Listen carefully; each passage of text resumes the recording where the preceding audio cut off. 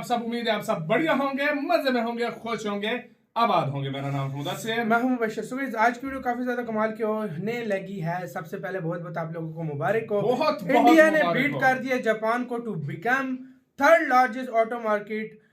मतलब बन गया दुनिया की पूरी दुनिया की सबसे बड़ी तीसरी मार्केट बन चुका है ऑटो मार्केट में, ऑटोमोबाइल सेक्टर में, व्हीकल्स वगैरह। मतलब इंडिया कल हमने देखा था खाली 2 पोर्टों से इंडिया ने 4 लाख गाड़ियां एक्सपोर्ट कर दी थी सबसे ज्यादा।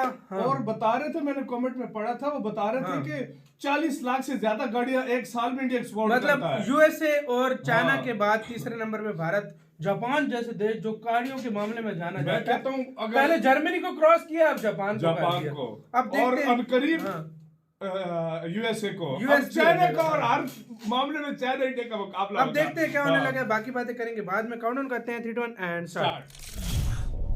वर्ल्ड अफेयर का वीडियो है। नमस्कार and welcome you to world affairs. मैं हूं प्रशांत धवन। नाउ रिसेंटली एक मेजर डेवलपमेंट हुई है जिसके बारे में बहुत से आर्टिकल्स पब्लिश हुए हैं, चाहे वर्ल्ड मीडिया हो, इंडियन मीडिया हो, हर जगह आप देखोगे लिखा हुआ है कि इंडिया ने जापान को बीट कर दिया है to become the third largest auto market globally. और इसके बारे में हमारे कई मिनिस्टर्स ने ट्वीट भी की है कि एक फैबुलस न्यूज आई है। अगेन देखो, इस न्यूज की ग्रेविटी ना कई लोग समझ नहीं पाएंगे कि ठीक है, हमने जापान को बीट करके आज के समय ऑटो मार्केट में तीसरा स्थान हासिल कर लिया। मतलब कि नंबर 1 पे चाइना, जी हाँ, चाइना यूएसए को बीट कर चुका है ऑटो मार्केट में। There is no competition in front of China.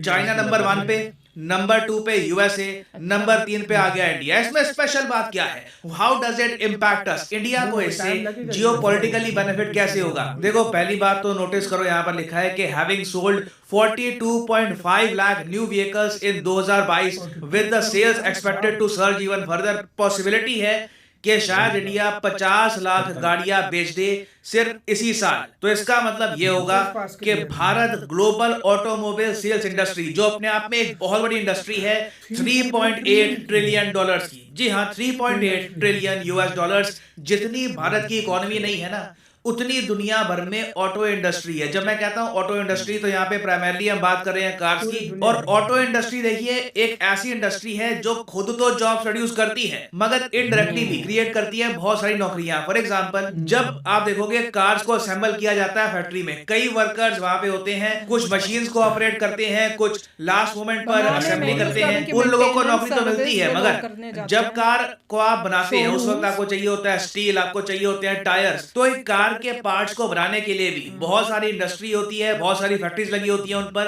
तो वहां पर भी नौकरियां जनरेट होती हैं। तो इसलिए ऑटो इंडस्ट्री जब एक देश में लगातार आगे बढ़ रही हो ना, तो लोग मान के चलते हैं कि उस देश की अर्थव्यवस्था बहुत ही तेजी से आगे बढ़ रही है, उस देश में जो कंजम्पशन है ये लगातार बढ़ती जा रही है। और नितिन गडकरी साहब ने रिसेंटली एक स्टेटमेंट दी थी, इनके हिसाब से भारत की ऑटो इंडस्ट्री 2024 के अंदर अंदर डबल होने वाली है। टोटल हम $180 बिलियन की एक ऑटो इंडस्ट्री बिल्ड करने वाले हैं। अब यहाँ पर आप ये क्वेश्चन पूछ सकते हैं, मगर ये एनवायरनमेंट के लिए, ग्लोबल वार्मिंग के लिए अच्छी बात थोड़ी ना है कि इतनी सारी गाड़ियां सड़कों पे उतरेगी। This is not good, right? देखो, बिल्कुल अगर आप अपनी गाड़ियां सिर्फ पेट्रोल पे चलाते हैं तो डेफिनेटली इसका नेगेटिव इंपैक्ट आएगा। मगर हम अब देख रहे हैं कि इंडिया में बहुत टाइप की कार्स आ रही हैं, सीएनजी गाड़ी आ रही है, हाइब्रिड गाड़ियां हैं, और इलेक्ट्रिक व्हीकल्स भी धीरे धीरे इंडिया की सड़कों में बढ़ रही हैं। तो अब देखो, रिस्पॉन्सिबिलिटी हम लोगों की है कि डिमांड तो है, एक कस्टमर इंडिया में खड़ा हो चुका है जिसको गाड़ियां चाहिए। इंडियन इंडस्ट्री का काम यह है कि उसको ऑल्टरनेटिव प्रोवाइड करे कि आप पेट्रोल से चलने वाली गाड़ी के बजाय आप इलेक्ट्रिक व्हीकल यूज करें। और ये हम कर सकते हैं, ये ट्रांजिशन धीरे धीरे आपको दिखेगा। फॉर एग्जांपल, इसी पहल में एक बहुत ही बड़ा ब्रेक थ्रू हुआ है रिसेंटली। इंडिया ने 2 लिथियम माइंस खोज निकाली है अर्जेंटीना देश में। यहाँ पे अगर आप देखोगे, ये हमारा प्यारा भारत हो गया और यहाँ पे है अर्जेंटीना देश। अर्जेंटीना देश रिसेंटली न्यूज में था क्योंकि कतर में जो फीफा वर्ल्ड कप हुआ है वो भी जीता है अर्जेंटीना ने। लियोनेल मेसी भी खेलते हैं अर्जेंटीना के लिए। और यहाँ पर आप देख पाओगे जो 3 देश हैं, बोलीविया, चिले, अर्जेंटीना, यहाँ पर बनता है लिथियम ट्रायंगल। बताया जाता है कि दुनिया में सबसे ज्यादा लिथियम के डिपॉजिट यहीं पर हैं और दुनिया भर की कंपनीज, चाहे अमेरिकन हो, चाइनीज, इंडियन, सब लोग यहाँ पर माइनिंग कर रही थी लिथियम के लिए। अचानक से इंडिया को जैकपॉट मिलता है, हमें मिल जाती है 2 लिथियम माइंस अर्जेंटीना में। और अब भारत सरकार बात कर रही है अर्जेंटीना की सरकार से कि कैसे इस लिथियम को हम बाहर निकालकर इंडिया में कर सकते हैं एक्सपोर्ट, और उससे हम इंडिया में बनाएंगे लिथियम आयन बैटरीज जो प्राइमरली इस्तेमाल होंगी कार मैन्युफैक्चरिंग में, इलेक्ट्रिक कार मैन्युफैक्चरिंग में। तो ये तो मैंने बात कर ली एनवायरमेंटल इम्पैक्ट की। अब एक बार डिस्कस करते हैं कि जब हमारी एक बहुत बड़ी ऑटो मार्केट डेवलप हो गई तो इससे भारत को जियोपॉलिटिकली क्या एडवांटेज मिलता है। देखो, आज के समय हम फ्री ट्रेड एग्रीमेंट नेगोशिएट कर रहे हैं बहुत सारे देशों के साथ, बहुत सारे यूनियंस के साथ भी। फॉर एग्जांपल बात चल रही है कि इंडिया बहुत ही जल्द यूरोपियन यूनियन के साथ साइन कर लेगा एफटीए। यूके के साथ अलग से बात चल रही है कि इंडिया यूके का फ्री ट्रेड एग्रीमेंट हम साइन करेंगे। कई देश हैं जिनके साथ हम एफटीए पहले साइन कर चुके हैं, उसको हम फिर से रीनेगोशिएट करना चाहते हैं। For example Japan, south Korea के साथ जो हमारा एफटीए है।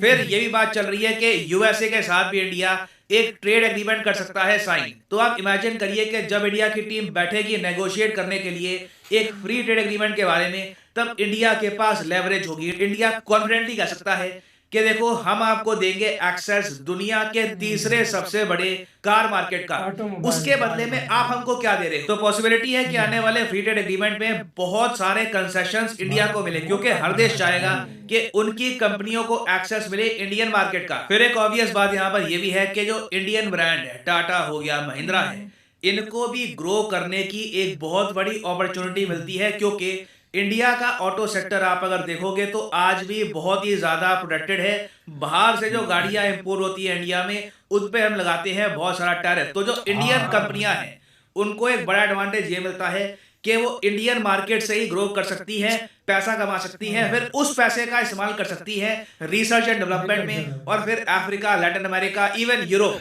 बाहर के देशों में हम लोग कर सकते हैं कार्स एक्सपोर्ट। और फाइनली जैसे मैंने आपको बताया कि इंडिया में जैसे जैसे कार मैन्युफैक्चरिंग और बढ़ेगी, आप देखोगे जॉब्स भी लगातार बढ़ती रहेंगी। और फिर एक बहुत ही बड़ा एस्पेक्ट ये भी है कि जो हाल ही में डेवलपमेंट हुई है ना, इससे हमको संकेत ये मिलते हैं कि जापान की इकोनॉमी बहुत कमजोर है। ये इकोनॉमी बहुत ही जल्द नेगेटिव ग्रोथ रेट के साथ क्रैश करना स्टार्ट कर देगी। इंडिया के सामने भी टारगेट क्या है? देखो, चाइना को नॉमिनल जीडीपी में बीट कर पाना काफी मुश्किल होगा। हमारा टारगेट है अभी 3rd पोजीशन, जर्मनी और जापान को हराना है हमको।